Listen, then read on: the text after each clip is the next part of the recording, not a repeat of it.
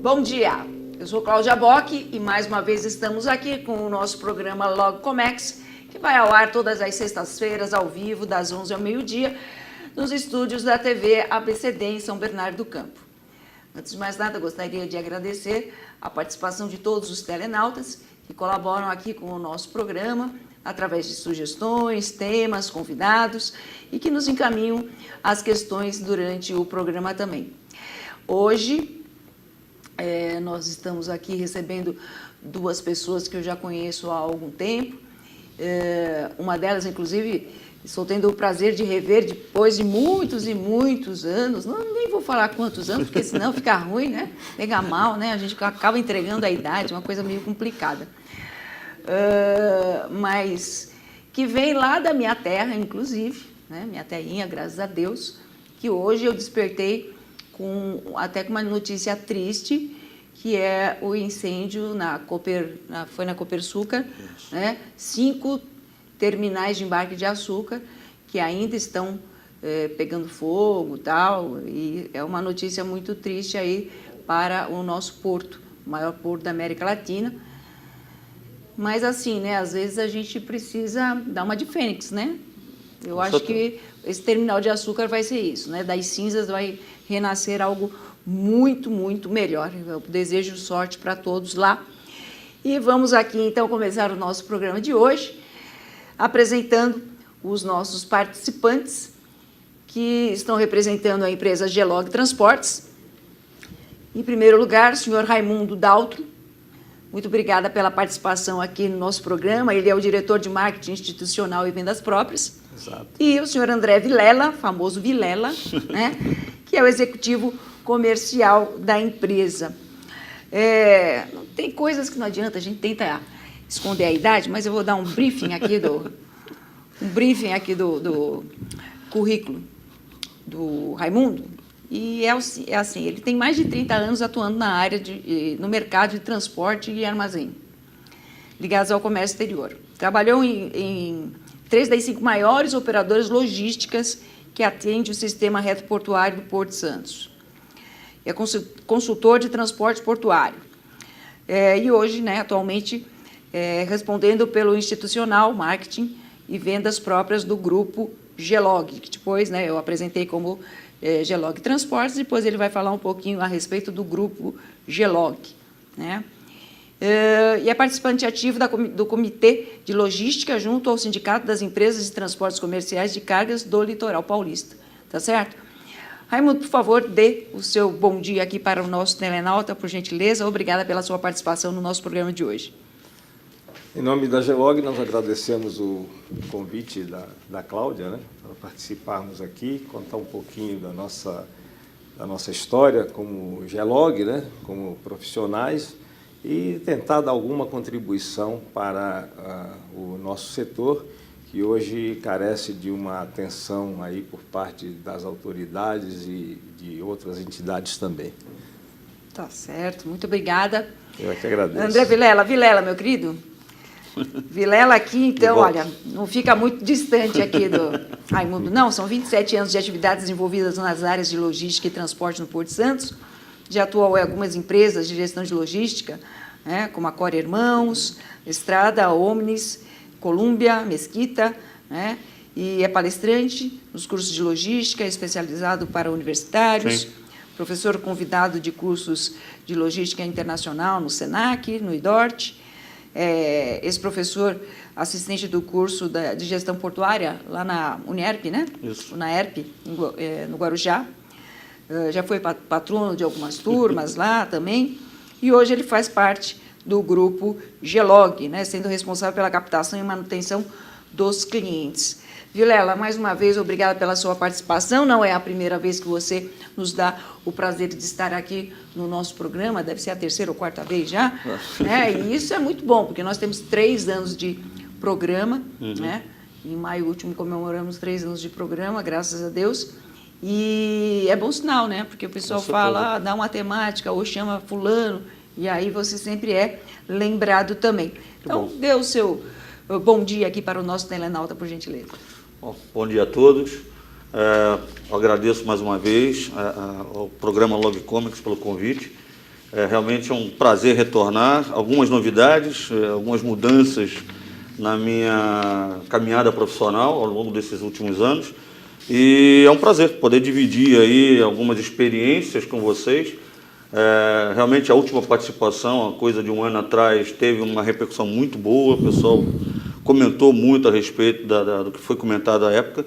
E eu acho que nós estamos aqui para tentar trazer algumas novidades ou falar sobre alguns problemas que estão recorrentes do Porto de Santos, né? Ok. E a nossa temática hoje é exatamente as dificuldades do transporte no sistema portuário, né? É que nós sabemos que a cada dia dificuldades estão sendo imputadas para esse segmento, né? Logística, comércio exterior, que Sim. são uma coisa só, né? Nós não podemos fazer uma dicotomia desses dois segmentos, porque um depende totalmente do outro. E nós observamos que, mesmo sendo Santos o maior porto do Brasil, o maior porto da América Latina, né? Depois de 100 anos continua sendo o maior porto, melhor porto, e eu acredito que por mais muito tempo ainda continuará sendo. Estando, né, na boca do maior centro produtor, né, de indústria, de comércio, de serviços, seja lá o que for, que é o estado de São Paulo. Existe, parece que, uma dificuldade de comunicação, né, inclusive em relação ao estado de São Paulo, ao Porto de Santos, às companhias de transporte, às empresas, porque parece que não falam a mesma língua para chegar a um denominador comum e tirar todos os entraves que existem para a movimentação dos caminhões, recebimento de mercadoria, enfim, etc. Tudo isso nós vamos estar, né, esmiuçando um pouquinho mais no decorrer do nosso programa. Mas atualmente se fala muito na questão do Porto 24 horas. Eu vou deixar liberdade, eu vou jogar pergunta e quem se sentir à vontade, Vilela, por favor, responda. Você é o técnico no assunto, trabalhou em armazém alfandegado de grande porte. Isso é bom, né? Está bem mais abalizado a tratar essa questão. Agora, esse Porto 24 horas, a questão tal. Quais são os entraves para que efetivamente a gente possa dizer Santos é um porto 24 horas? Eu acho que dentro de uma rotina hoje que nós temos no Porto de Santos, onde nós temos vários intervenientes, como os armadores, os despachantes aduaneiros, as entidades como Receita Federal, Alfândega, Anvisa, Ministério da Agricultura, nós temos toda uma cadeia logística por trás de uma operação que não pode se resumir em apenas dizer, olha, o porto opera 24 horas. Claro, um navio opera 24 horas por conta de uma determinada operação de carregamento ou descarga dos navios. Mas existe toda uma cadeia logística por trás dessa operação de carga e descarga do navio, que hoje sim, já acontece 24 horas por dia. Mas nós temos que ter autoridades competentes atuando 24 horas por dia sobre a liberação dessas mercadorias em áreas alfandegadas, em áreas portuárias. Nós temos que ter transportadores rodoviários atuando 24 horas por dia, tanto na retirada dessas cargas das áreas portuárias, como nas entregas. E, por consequência, recebimento das cargas em áreas retroportuárias, ou até os importadores, por que não? Né? Os exportadores mandando carga 24 horas para o porto, enfim. Tem toda uma cadeia que, se nós dissermos trabalha 24 horas por dia, não atende ao que nós precisamos. Tem que haver realmente aquilo que você falou, uma uniformidade de comunicação e operação. Senão a coisa não funciona. Né? E quais são esses principais entraves, né, que acabam dificultando essa operação, que seria para nós muito importante, né? Mas eu costumo dizer assim uma coisa, temos volume para isso? É que nem a questão, não vem navios grandes para Santos, porque não tem profundidade no canal para navegar, né? E uma Maersk que nunca virá, não vem porque não tem mercadoria suficiente para o navio, né? Esses mega navios que nós temos aí, que chegam a carregar 11 mil teus, 11 mil containers, tudo, né? Tem realmente operação para bancar essas 24 horas de operação contínuas? E quais são os maiores entraves para que isso não ocorra, então? Por favor, então, eu continuo porque eu acho que eu trabalhei até pouco tempo atrás em áreas muito próximas à área do costado, né, onde atracam os navios, Eu creio que os investimentos que têm sido feitos, tanto pela iniciativa privada, abertura de novos terminais alfandegados no Porto de Santos, terminais molhados, como nós dizemos no Porto, né, que são terminais onde existem atracações de navio. A própria Maersk, como você citou, Cláudia, muito bem, ela está investindo numa área onde, até poucos anos atrás, era um lixão, era uma área considerada uma área com um passivo ambiental muito forte, que é o atual terminal, Brasil Terminal Portuário, localizado na margem direita do porto, próximo à região do Valongo. Era uma área contaminada, uma área onde historicamente se jogavam detritos, mas dois grandes armadores mundiais, como a Maersk e a MSC, fizeram um joint e, num acordo com o governo federal, ganharam a concessão dessa área para explorar essa área, fazendo todo um trabalho de recuperação do passivo ambiental e a construção de um pier. Então, eu entendo que, por um armador, como a Maersk, que tradicionalmente tem áreas portuárias por todo o mundo, quando ela demonstra interesse em construir algo próprio no Porto de Santos, é porque ela percebe o potencial do porto. Potencial. Está vislumbrando Exato, o futuro, né? exatamente. Porque, afinal de contas, o Brasil será o celeiro do mundo em 2020. Mas olha, Cláudia, se nós analisarmos os dados históricos dos últimos 10 anos no Porto de Santos, realmente o crescimento potencial do Porto de Santos realmente foi muito grande. Nós passamos aí da casa de 53% nos últimos 10 anos de crescimento de volume. Mas eu creio que o problema maior ainda não esteja na área portuária. Deixa eu só te interromper uma Pois coisinha. Não. Você imagina, nos últimos 10 anos nós crescemos 53%. Sim. Certo? Aí nós olhamos para o nosso crescimento em termos de PIB, que é ínfimo. O último ano não deu 1%. Né? E aí, mais uma vez, as coisas voltam a não se conversar. Se com o crescimento do PIB de menos de 1%, nós tivermos 53% de crescimento nas operações portuárias, imagine se nós crescermos mais no nosso PIB. Sem dúvida. Como não há de ficar? A dificuldade está por aí, né? Então, eu creio que o investimento da iniciativa privada está demonstrado através dessas novas parcerias que existem entre o governo federal, quando abre a concessão, e a iniciativa privada coloca o investimento.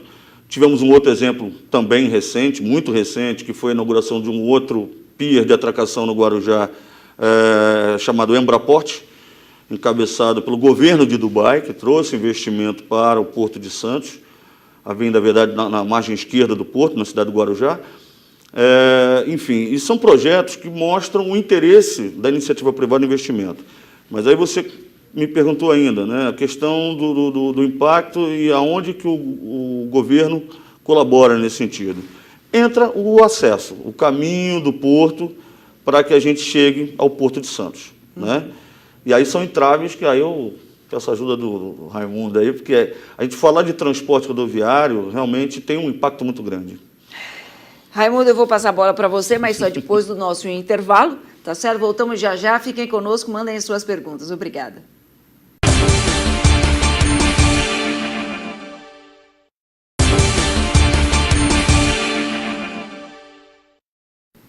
Estamos de volta com o nosso programa Logcomex, hoje com o senhor Raimundo Daltro e o senhor André Vilela, os dois representantes da Gelog Transportes.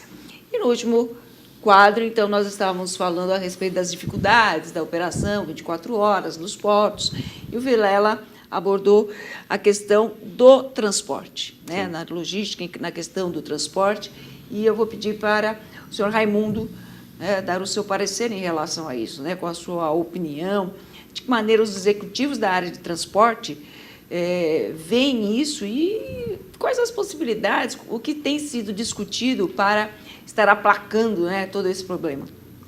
Veja bem, nós temos dois lados, né? Nós temos um lado que seria o lado empresarial, a iniciativa privada, né? E nós temos o lado governamental. Nós estivemos recentemente numa reunião na BTTC, lá em Santos, com o secretário de Assuntos Portuários, o Eduardo Lopes, né? E ele nos deu algumas boas notícias, mas são notícias que sabemos serem de longa gestação. Veja que, para resolver, falando somente da margem direita do porto, do lado de Santos, para resolver o problema dos congestionamentos que são recorrentes, principalmente naquela entrada do viaduto que dá acesso à Lemoa, ou seja, dá acesso a todo o sistema portuário da margem direita, né? Só tem aquele acesso, não temos outro. Aquilo trava de uma maneira que houve um dia aí, há uns 3 meses atrás, que a fila chegou em São Bernardo do Campo.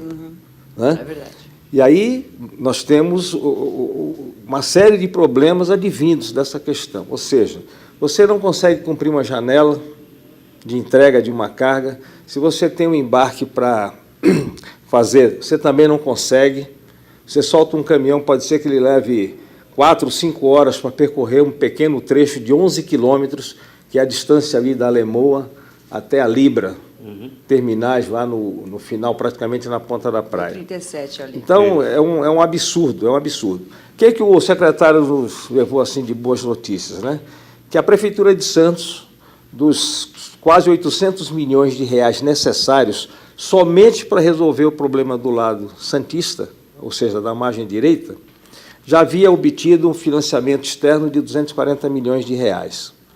E precisaria do restante do dinheiro para dar conta daquele grupo de obras, que deverá ser composto por pelo menos 3 viadutos, mais a ampliação do viaduto de acesso ao porto na Lemoa, né? Um túnel urbano e a reconstrução total das marginais da Via Anchieta, chegando ali dentro já da cidade de Santos, do lado do acesso portuário, né? É um volume extraordinário de recursos que a Prefeitura sozinha não consegue. Agora, se nós olharmos que o governo federal é diretamente interessado, porque recebe IPI, recebe imposto de importação, As a divisas oriundas das FRMM, exportações. exatamente. E o governo do Estado, que se beneficia em larga escala do ICMS gerado, eles têm sim a obrigação de contribuir para a solução desse problema com aporte financeiro que viabilize esse grupo de obras, mas que serão demoradas, são 5 anos no mínimo. Pois é, e aí vem sempre aquela pergunta, aonde está o PAC 1, aonde está o PAC 2, para onde foi o dinheiro que era destinado à questão da infraestrutura, dos portos, dos aeroportos, das estradas, né? Para onde foi isso? Como é que está o andamento disso? Cláudia, veja bem, eu não conheço profundamente esse assunto do PAC, né? A gente sabe que existe muita propaganda. A maior parte disso é propaganda pura. Mas o que se sabe, de uma certa maneira, que é grave, mais dele, né? é que não temos projetos. Os 2 não chega a 70% ainda, né? Nós não temos projetos. E quando tem projeto, as próprias autoridades do meio ambiente são extremamente morosas na concessão das licenças. É verdade. Devem ter lá suas razões, mas impacta diretamente nos atrasos recorrentes. A gente até observa isso, né? Quando passamos ali na faixa portuária, ali no canal, né? E vemos na margem esquerda aquelas casas ainda invadindo ali o mar, aquele mangue, né? Ali, aquelas casas de palafita. Exato. Né? Do lado de Vicente de Carvalho. Perfeito. Chamada Prainha. Eu acho que é essa aí. Né? Perto da Santos Brasil. Né? Isso. E aí ninguém consegue tirar aquele povo dali. Ali seria um trecho maravilhoso para ter outro terminal. Existem projetos ali, existem, mas projeto Barnabé Bagres, são mais de 3 mil casas ali, se não me falha a memória. O projeto Barnabé Bagres aumentaria a capacidade do Porto de Santos em pelo menos mais de 50%. Seriam mais 11 quilômetros de casas costáveis. Mas nós batemos aí na questão ambiental, socioeconômica, enfim, isso tudo acaba atrasando aí o... Quer dizer, é coisa pertinente ao governo federal, né, que acaba, de certa forma, até cobrando da iniciativa privada mais determinação na hora de exportar, principalmente que a gente tem que falar na hora de exportar, porque as divisas vêm por aí. O investimento de capital estrangeiro vem por aí. Né? Vem para cá, produz aqui, exporta por aqui. Você está recolhendo todos os impostos, trazendo divisas, tudo isso. Ótimo, superávit para a balança comercial, maravilha. Né? Mas e qual é a parte do governo? Qual é a contrapartida?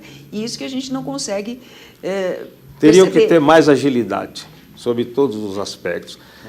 Se você me permite continuar um pouquinho sobre uma outra grande dificuldade que nós temos, inclusive tem sido a pauta central da nossa comissão de logística lá no Sindisan, que nos reunimos todas as segundas-feiras, esses 8, 10, 12 empresas às vezes comparecem, né? E carregando ali, tentando ajudar um pouco a diretoria do nosso sindicato. A pauta central que nós temos debatido é a questão da retirada e entrega de contêineres vazios. Para nós, isso é um verdadeiro caos e causa prejuízos enormes. Nem vou aqui me dar o direito de mencionar um certo prejuízo que a Gelog teve nas operações dos últimos 45 dias por causa desses problemas. Nós temos já o agendamento para retirar as cargas nos terminais alfandegados, né? Nós temos já o agendamento também, né, Vilela, para entregar as cargas a serem embarcadas, as cargas de exportação, quando abre aquela famosa deadline, janela que termina no deadline, não é verdade?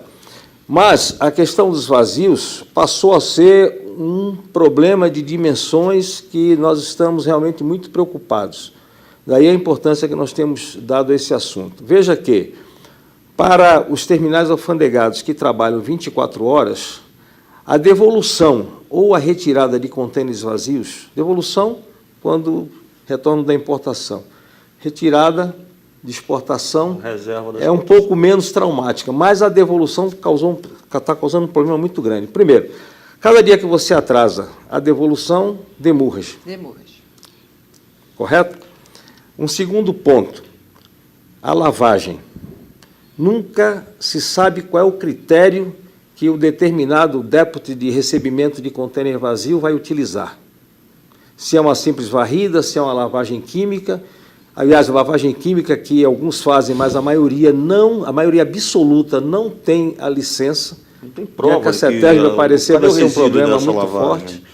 Para onde foi essa lavagem química? Porque o próprio importador tem um compromisso ambiental com qualquer resíduo dele. E o depot, quando se cobra esse tipo de compromisso, ok, você vai lavar o contêiner com o meu resíduo, e cadê o resíduo? Você tem uma destinação, ele não consegue comprovar essa destinação. Só para deixar claro aqui para o nosso telenauta, depot são os terminais contratados pelos armadores para armazenar esses contêineres vazios nesse inteirinho. Fazer reparos, receber e expedir. São os depósitos, né? Exato. E o problema que nós enxergamos assim como crucial é que alguns depots já passaram também a fazer agendamento para a devolução desses contêineres quando retornam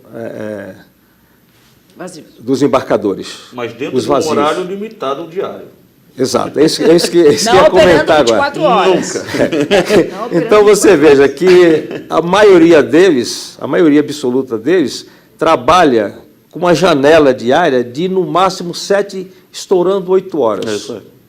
Então é muito pouco. Então você veja, você carregou uma carga lá na Libra, por exemplo, você subiu a serra, foi lá, sei lá, São José dos Campos, entregou o container, o cliente fez a desova, você retorna com ele vazio. Aí você depende de um agendamento, que pode demorar 24 horas, pode demorar 40 horas. O que você faz com esse container vazio? Você é obrigado a utilizar uma área nobre dentro da sua empresa, que todos sabemos que o custo da área em Santos está estapafurdiamente alto. Você tem uma operação de handling in, uma de handling out, e depois um novo transporte com aqueles caminhões velhos das cooperativas que servem o porto, para devolver esse container. Quem paga? Esse é o custo. Quem paga? E aí o pessoal começa a ver aqueles 30% de custo Brasil acima do preço, né, do nosso produto então, praticado lá fora. Não pergunta 24 horas, nós temos que ter toda uma cadeia logística trabalhando 24 horas. Inclusive o próprio recebedor, o cliente final. Né? Porque senão não adianta você falar em alfândega, em autoridades como um todo trabalhando 24 horas. Os resíduos alfandegados trabalham, o terminal, o operador portuário trabalha. Mas não adianta você não ter a mesma postura interna. É aquela falta de comunicação ou uniformidade de linguagem. Né? Quando o Vilela tocou no assunto, né, do próprio recebedor, embarcador, o cliente da carga, o cliente final, trabalhar 24 horas, Talvez não fosse necessário até trabalhar 24 horas, mas seria ótimo. Eu prestei consultoria para uma empresa lá em Santos, da área de transporte e armazenagem de comércio exterior, a questão de 1 ano e pouco atrás, 1 ano e meio, alguma coisa assim. E o dono da empresa, o sócio proprietário, ele queria dispensar um cliente porque achava que o cliente fazia leilão, pagava pouco, etc, etc. Então, a cada lote que esse cliente recebe, ele faz uma cotação no mercado. E o dono da empresa ficou injuriado com aquilo, né? E eu, juntamente com o irmão dele, que é um profissional muito gabaritado, aquele que vai buscar os números lá dentro, lá no fundo da terra, e vai buscar os números, né? Nós fizemos um pequeno estudo e concluímos e descobrimos o seguinte, que esse cliente ele recebia a carga de domingo para segunda, a partir da meia-noite, durante 24 horas, e só encerrava o expediente de recebimento sábado, também à meia-noite. Quer dizer, só descansava praticamente no domingo, durante 24 horas. E o descarregamento, a média era de 2 horas. Chegou, apresentou a nota, 2 horas depois o caminhão estava saindo. O que nós enxergamos aí? Que apesar do frete baixo que esse cliente pagava, ele tinha uma rentabilidade bastante razoável. A conveniência. Aí nós conseguimos convencer o dono da empresa a continuar atendendo aquele cliente. Vou te dar um mês de prazo. No horário ocioso dele, inclusive. Então você veja que hoje, você falou em operação A 24 produtividade horas, é muito importante. É muito Todos importante. sabemos disso. Exatamente. Só precisamos praticar.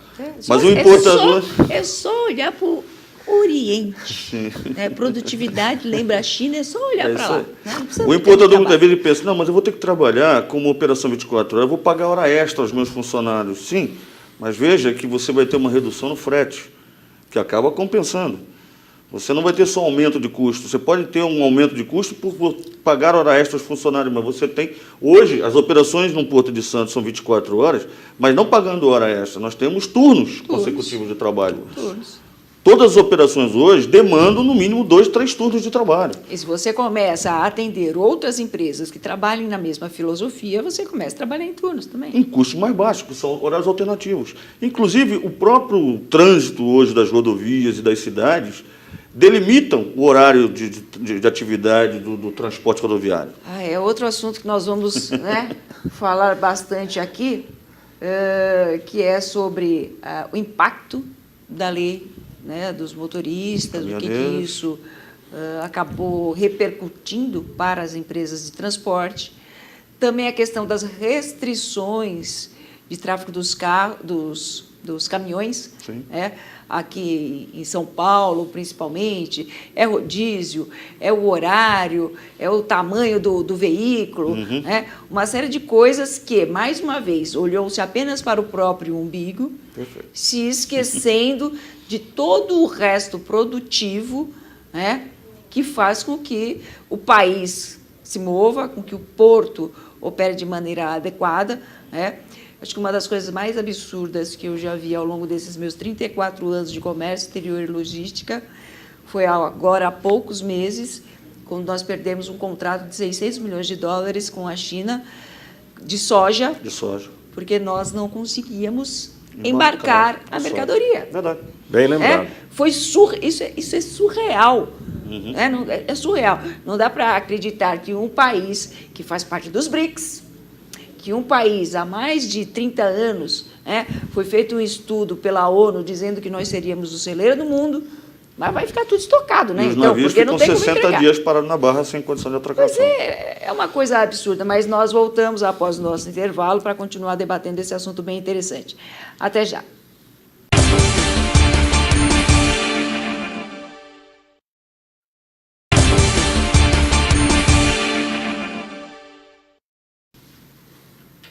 Estamos de volta com o nosso programa Logo Comex, aqui com o senhor Raimundo e o Vilela, e estamos falando sobre as dificuldades de trânsito, de transporte no sistema portuário.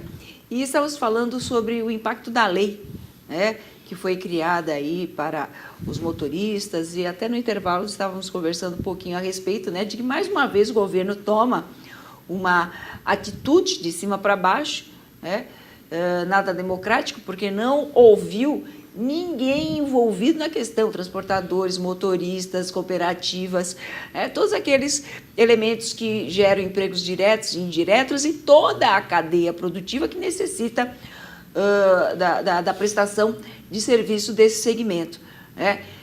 E é gozado, né? Porque estamos no Estado de Direito, Estado democrático, né? Todo mundo sempre falando muito da questão democrática, e vem essa canetada de cima para baixo, faça-se cumprir uma coisa que é, na prática, totalmente inviável.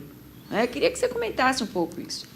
Veja bem, me permita, Vilela, falar um pouco sobre essa lei 12.619, que ela foi até pouco tempo atrás uma pauta também crucial lá nas nossas discussões, né?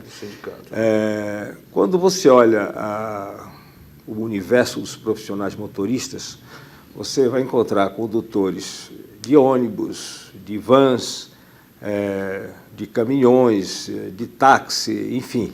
Você tem aí uma gama aí e dezenas de segmentos aí que utilizam os serviços desses profissionais. Motoristas particulares, motoristas de grandes empresas, diretoria, motoristas no âmbito governamental, Poder Judiciário, Legislativo, Executivo, enfim, você tem aí dezenas de tipos de motorista, né? Eu quero pensar que aqueles que pensaram e bolaram e colocaram em prática essa lei, eles levaram em conta o universo de uma forma generalizada. Eles não se preocuparam com determinados segmentos. Por que eu digo isso? Porque é quase que virtualmente impossível no sistema portuário você fazer cumprir essa lei. E mesmo que você consiga mão de obra suficiente, que é um outro problema que nós estamos vivendo, ainda assim traria novos custos. Por quê? Você vai interromper uma viagem de uma pessoa que precisa descansar 11 horas e está lá em Campinas, você vai ter que pegar uma van aqui, ou um táxi, ou um carro particular da empresa, alguma coisa, e levar o motorista lá para substituir o outro. Quer dizer, são fatores que não foram considerados. Aí vamos ter, nas viagens longas, os pontos de parada. Onde estão esses pontos de parada? Não existem, simplesmente não existem. Mal estrada existe, que era ponto de parada. Quando você roda 200 quilômetros... Saiu de São Paulo, não tem realmente estrada. Então tem algumas honrosas exceções, como Rio de Janeiro, um pedacinho de Minas e Paraná. Rio Grande do Sul, mas o resto realmente Em alguns estados você roda 200 quilômetros sem ter um ponto onde o motorista possa ter toda a condição de parar com segurança, né? Isso falando do estado de São Paulo, que é exemplo para o resto do Brasil, né? E se já não tem infraestrutura adequada, imagine o resto. Imagine o restante. Então, você veja, você pega, apesar de agendado, dificilmente um container consegue ser retirado, ou uma outra carga qualquer, de dentro de um terminal alfandegado com menos de 3 horas. É muito difícil. É de 3 para cima, mesmo com horário agendado, dentro daquelas 2 horas que é permitida a janela de entrada do veículo, né? Então, aí você tem um trajeto, vamos supor, até Jundiaí, que você não sabe exatamente quanto tempo vai durar. Depende dos entraves no trânsito. Melhorou ultimamente, vamos falar aqui, não temos só coisas ruins, né? Nós temos o Rodoanel que, embora já sobrecarregado, mas melhorou brutalmente, porque aquela passagem pela Avenida dos Bandeirantes em São Paulo era terrível. É curioso, porque ela continua terrível, viu? O caminhão sumiu, mas ela continua terrível. Isso é verdade, eu sou testemunha disso. Então, imagine se os caminhões continuassem lá. Seria 2 vezes terrível, com certeza absoluta. Mas, é o que eu estava querendo dizer. Aí você tem um trajeto, vamos supor, de 3 horas, já são 6. Aí você entrou no cliente, o tempo do motorista já se esgotou lá dentro do cliente. Como é que ele retorna? Ele tem mais 3 horas para retornar, tem mais 3 horas para devolver o contêiner vazio, se conseguir um agendamento para o mesmo dia, ou se der a sorte que aquele débito de contêiner vazio que vai receber aquela unidade não seja ainda débito do agendamento na devolução de vazios. Como é que você vai cumprir essa lei? Então, o que a gente vê? Que as empresas, de um modo geral, estão criando um passivo trabalhista de proporções incalculáveis. Não se sabe onde isso vai parar. Temos notícia aí de algumas ações, principalmente no estado do Rio Grande do Sul, que são de tremer o chão. Quer dizer, existe no momento, segundo as últimas notícias que eu tive, que tem uma comissão no Congresso Nacional, bancada pela bancada ruralista, que está trabalhando para mudar alguma coisa nessa lei. Mas existe também um alerta: se por acaso essa lei vier a cair, algo muito pior poderá vir. Então, a chance dela cair é muito pequena. Pode haver alguma certa flexibilidade. Por exemplo, aumentar de 2 para 4 horas o tempo de hora extra permitido por dia. Flexibilização, né? E reduzir de 11 para 10 horas o descanso continuado. No Brasil é assim, né? Olha, quando pode mudar, nunca é para melhor, é só para pior, né? Não, é uma coisa Mas aí o Ministério Público é inacreditável. obrigado a intervir no meio do processo e a coisa não se resolve, nós estamos aí numa liminar quanto ao assunto e vamos trabalhando, né?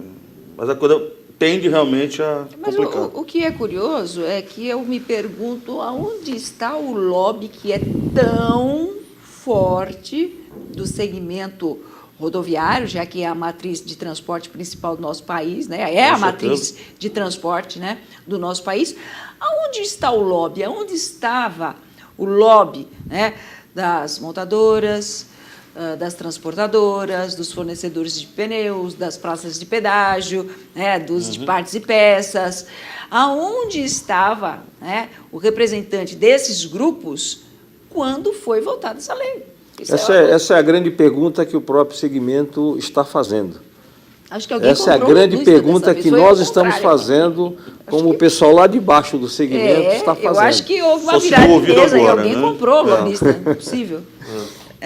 Porque realmente é inacreditável, porque nós sabemos a força que esse setor tem, né? Sempre que o governo vai fazer algum tipo de investimento em termos de transporte, a prioridade número 1 é o transporte rodoviário. E a gente sabe muito bem por quê. Porque o lobby é muito forte, é muito pesado. Com certeza. Certo?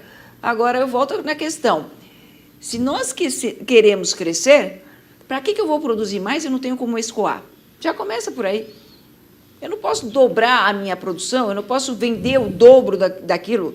E vem aí a nova safra aí, dizem que vai ser recorde novamente esse ano, hein? Exatamente. Você falou antes do intervalo, né, Cláudia, a respeito das perdas que o Brasil tem em negociações internacionais, quando não consegue embarcar sequer um produto vendido num prazo de 60 dias. Pois é. Quer dizer, isso para um mercado lá fora considera-se inadmissível. Falou, olha, então cancela a minha compra, eu vou comprar em outro país. Exatamente. Não, e o pior é isso, né? Vai comprar em outro país, aí vai lá para a Argentina e acaba comprando soja brasileira, só que daí a divisa entra na Argentina, não entra para cá. Exatamente. Né? É uma vergonha, né? Não parafraseando Você ninguém, veja, mas é uma Cláudia, vergonha. o seguinte, nós temos uma matriz de transporte essencialmente ainda rodoviária, né? Não sou ferroviarista, sou, por natureza, um rodoviarista, mas o que a gente teve a oportunidade de ver, inclusive lá fora, é que, apesar da malha ferroviária responder por um volume bem maior lá fora do que aqui em nosso país, ainda assim, o sistema de transporte rodoviário nesses países mais avançados, provavelmente ali da Europa Ocidental, ele privilegia ainda o caminhão. Em 2004, eu tive a oportunidade de estar numa operação numa empresa na Alemanha, juntamente com o meu ex-sócio amigo lá, Rogério Maia, e o engenheiro Zé Raimão, né? E aí eu fiz uma pergunta. Eu falei, mas por que você tira um contêiner aqui de Stuttgart e manda para Rotterdam, a 800 km de distância, ou para Milano, na Itália, de caminhão? Ele falou, é muito simples. Nós temos aqui o ramal ferroviário passando aqui do lado. Só que mesmo aqui na Europa, eu levo entre 48 a 72 horas para colocar esse contêiner, por exemplo, no porto de Rotterdam. É o de door to caminhão, door. coloco em 24 horas. É o door to door, né? É o que eu vivo falando para os meus alunos, né? Embora eu defenda muito a questão da utilização de outros modais e tudo, mas o grande diferencial do transporte rodoviário é o fato dele ser door to door, né? Se de repente tiver uma dor de barriga às 3 horas da manhã, eu pego o telefone, eu ligo uma transportadora, meia hora depois, 1 hora depois, eu tenho um caminhão, né, na minha porta. eu não preciso ficar esperando o dia da atracação do navio, não preciso ficar esperando o comboio ficar lotado para partir com o trem, não preciso nada disso. É algo realmente muito imediato. E mesmo que haja um esforço, como dizem estar havendo aí, entre aspas, para fazer crescer brutalmente a nossa malha ferroviária, nós sabemos que, e a indústria de caminhões sabe, elas estão aí investindo horrores de dinheiro, fábricas novas chegando aí ao Brasil, porque fizeram algum estudo. Sim, e esse pessoal é do ramo, sabe o que está fazendo. Nesse período agora da perda da venda para a China, eles estavam comentando na mídia que nós temos um déficit de caminhão de 50 mil unidades. Não, e de motorista agora com a nova lei também. 50 mil unidades por ano. Exatamente. Agora você imagina, isso me faz perguntar uma coisa para vocês. E até você chegou a comentar agora há pouquinho. Aqueles caminhões sucateados lá em Santos, né? Como é que aquilo ainda consegue circular? Como é que tem permissão para circular? Como é que ainda licenciam aqueles caminhões, né? Que, além de decrépitos, poluem, que é uma coisa maravilhosa, que não apresenta o menor margem de segurança. Como é que é isso ainda? Cláudia, mais uma vez, eu vou dizer o seguinte. Primeiro, aqueles motoristas daqueles caminhões são verdadeiros heróis, porque eles trabalham em condições que ser humano algum deveria trabalhar. Meu pensamento. Né? Segundo, eles não conseguem comprar caminhões tipo meia-vida, um pouco mais novos, vamos falar caminhões com 10, 15 anos de uso. Eles não conseguem. Por quê? Embora nós, transportadores, empresas, consideremos que o frete que eles cobram é alto, a produtividade deles é quase zero. Por quê? Ele leva o dia inteiro para conseguir fazer 2, no máximo 3 viagens locais de 2, 3, 4, 5 quilômetros. Locais. Se forem tremagens... E se os dépots de vazio... De terminal a terminal. Não, é um dia. Complementando. E se os dépots de vazio operassem todos 24 horas, esses motoristas com esses caminhões de 30, 40, 50 anos de idade, eles conseguiriam fazer 6, 7, 8 viagens num dia, 10, entendeu? E aí eles conseguiriam diminuir a idade média dessa velhíssima frota. Renovar essa frota. Quer dizer, uma coisa bate na outra. A logística portuária é um sistema que deveria ser integrado. Todo mundo falando a mesma linguagem, mas... Mas de qualquer forma ainda fica a indagação, né? Como é que permitem, né, o trafegar daqueles caminhões. Veja bem, Cláudio, eu acredito que tenha até já virado uma questão, vamos dizer assim, social. Aquilo ali é o meio de sobrevivência de motoristas que não têm um cadastro bom, motoristas que, seja lá por qual motivo for, saúde, enfim, não conseguem um emprego, que hoje a profissão de motorista está remunerando muito bem. Está remunerando muito bem. Pasme você que o nosso grande problema, até uns anos atrás, Vilela, era o valor do caminhão que ele custava na composição do frete. Hoje o motorista custa mais que o caminhão na composição do frete. Então, se você tem uma prestação de um veículo em 60 meses, com esses juros subsidiados do BNDES, de 6, 7 mil reais, 8 mil reais, dependendo do modelo do veículo, nós temos lá na GELOG, no grupo GELOG, motoristas que levam no bolso, que ele leva para ele gastar para casa 6, 7 mil reais.